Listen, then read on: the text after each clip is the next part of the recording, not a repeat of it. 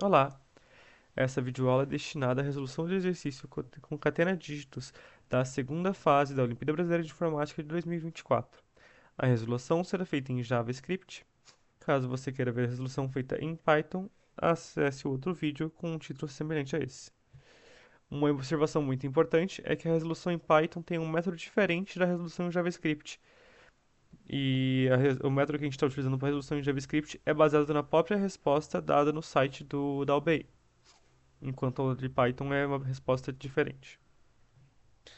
Dito todas essas ressalvas, podemos partir para a questão. Lê-se assim no texto no enunciado da questão. Beatriz está se divertindo com um novo jogo que ela inventou, o Concatena Dígitos.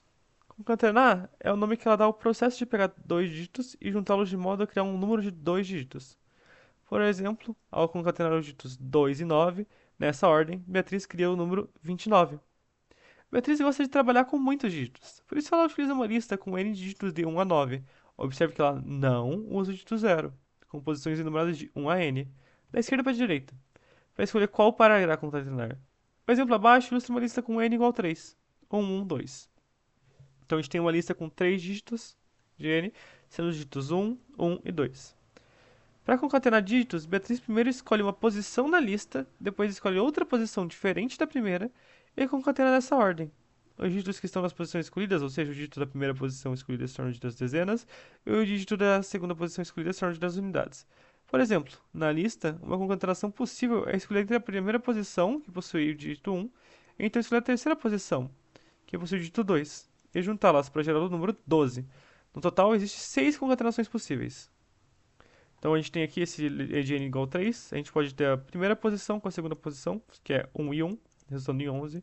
A primeira com a terceira, que é 1 e 2, resultando em 12. A segunda com a primeira, que é 1 e 1, então 11. Segunda com a terceira, 12. Terceira com a primeira, 21. E terceira com a segunda, 21.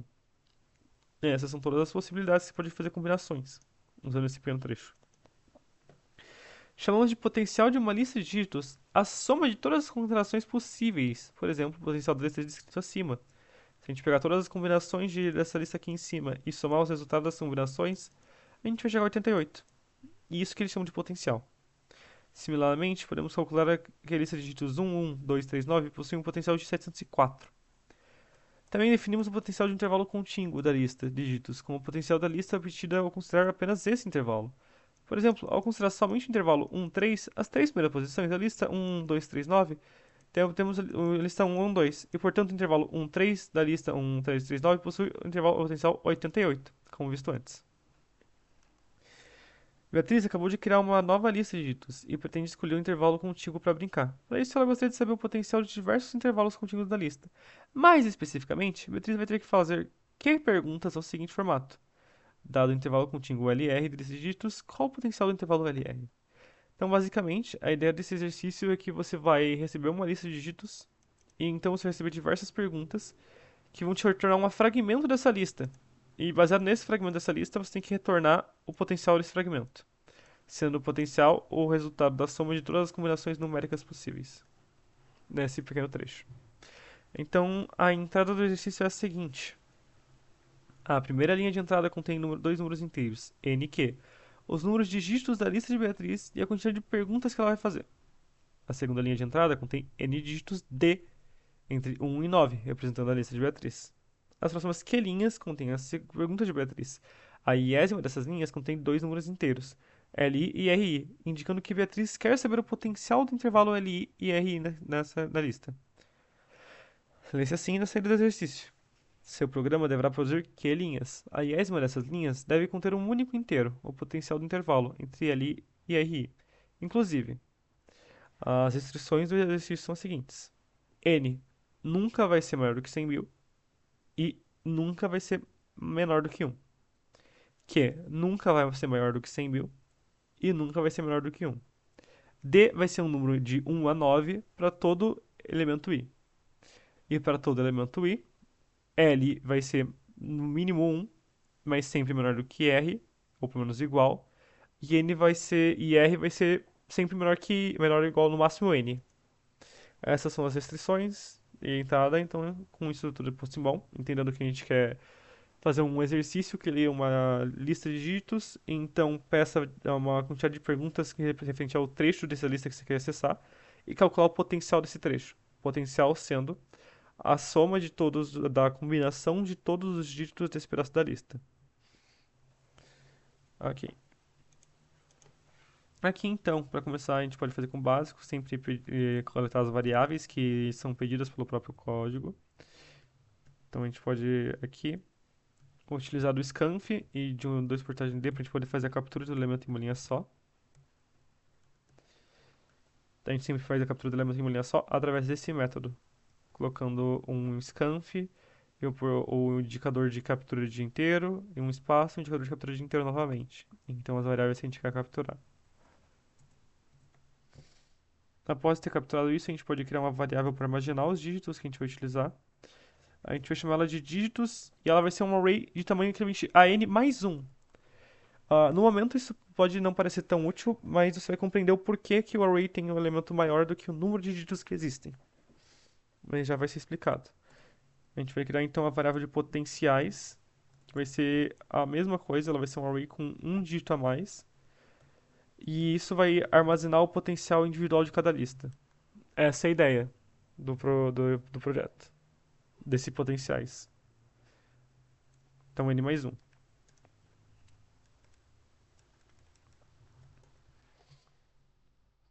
Então a ideia da gente aqui, considerando que o array mais 1 ele compõe tipo dígitos de zero, ele vai começar com o n a mais, a gente vai precisar fazer o seguinte. A gente vai fazer com potência zeros seja igual a zero. Por que a gente faz isso?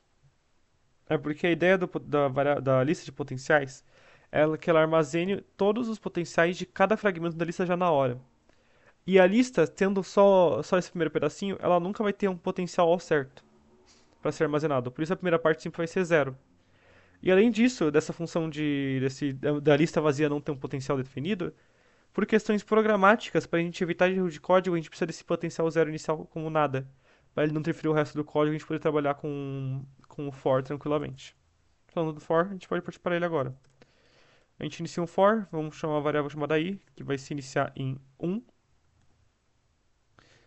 e ele vai continuar rodando enquanto ela for menor ou igual a n. E ela incrementa 1 mais 1. A gente inicia em 1 então para poder já trabalhar isso aqui, ó, do n mais 1 levando em consideração, para ficar par a par com essa aqui de baixo. E a gente trabalhar já certinho com o dígito que a própria pessoa colocar, para a gente não ter que fazer tratamento do futuramente do que vai ser o L, por exemplo, né? Que se a lista ela fosse uma lista de uma posição normal, esse L teria que ser tratado depois. Dessa forma a gente não tem que tratar o R novamente, a gente pode só colocar ele de uma vez. Feito isso, a gente vai fazer o escaneamento de cada dígito daqui. A gente pode fazer isso assim.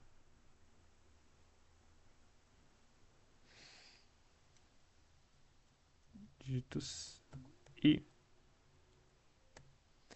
que a gente consegue capturar vários dígitos em uma mesma linha só, dessa forma com esse for. E para cada dígito que a gente pegar, a gente vai fazer o seguinte: a gente vai fazer potenciais.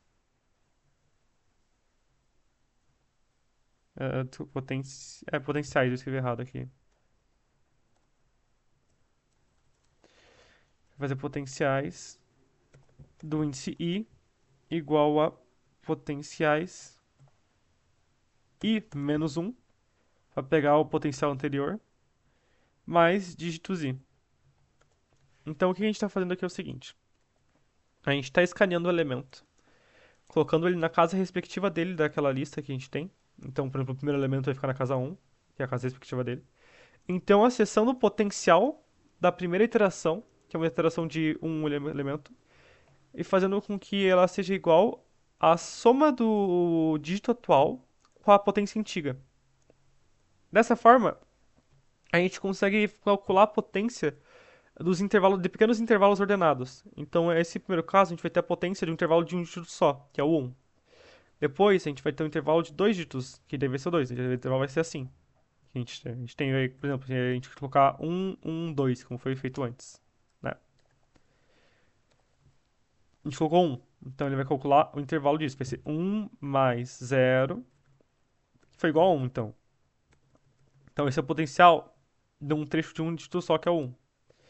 Ele quer saber o potencial desses dois agora, porque quando a gente colocar isso aqui, ele vai colocar o potencial desses dois unidos.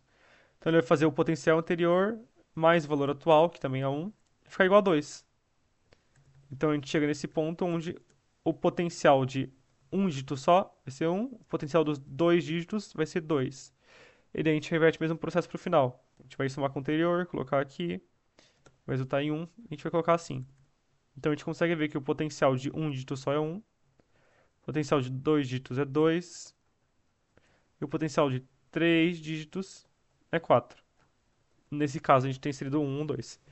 E a gente está armazenando esses potenciais no futuro ali para a gente poder já realizar o trabalho de tudo com isso. A gente pode resolver a questão com cálculos matemáticos apenas. Então agora que a gente fez a captura de tudo, a gente vai iniciar um while. Esse while vai ser utilizado para a gente calcular a quantidade de perguntas que vão ser feitas, simplesmente. Nada muito complexo, ele vai só contar quantas perguntas a pessoa fez e vai rodar enquanto isso. Então a gente cria uma variável para o R e para o L, para a gente poder capturar eles. Realiza a captura deles normalmente.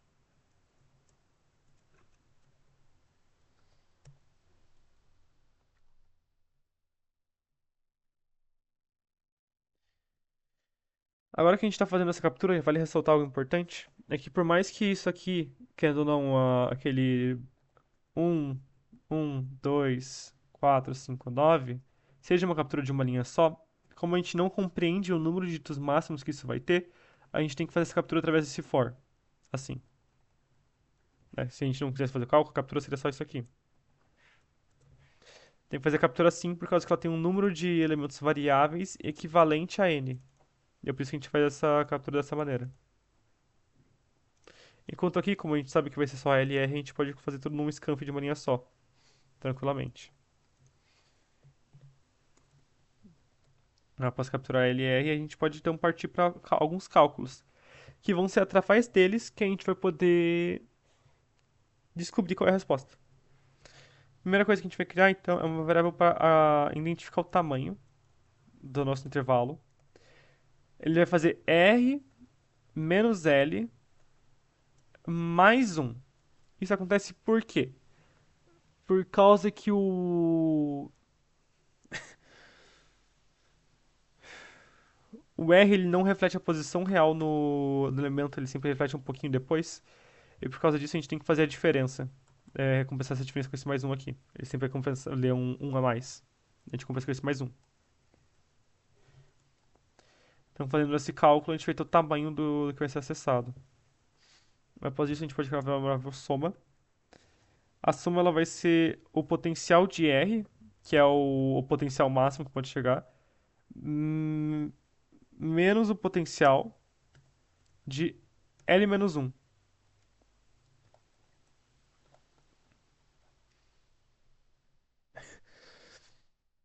Por quê? Porque ele vai pegar só o intervalo em específico que a gente quer pegar. Ele vai eliminar elementos fora desse intervalo. Então, se a gente pegar o L menos um, ele vai pegar o elemento anterior e excluir ele para fora do intervalo, reduzindo já esse potencial. Que a gente teria, por exemplo, naquele exemplo que a gente pegou lá de antes, do um 2. Os potenciais são um 2 e 4. Se a gente pegasse um intervalo que fosse só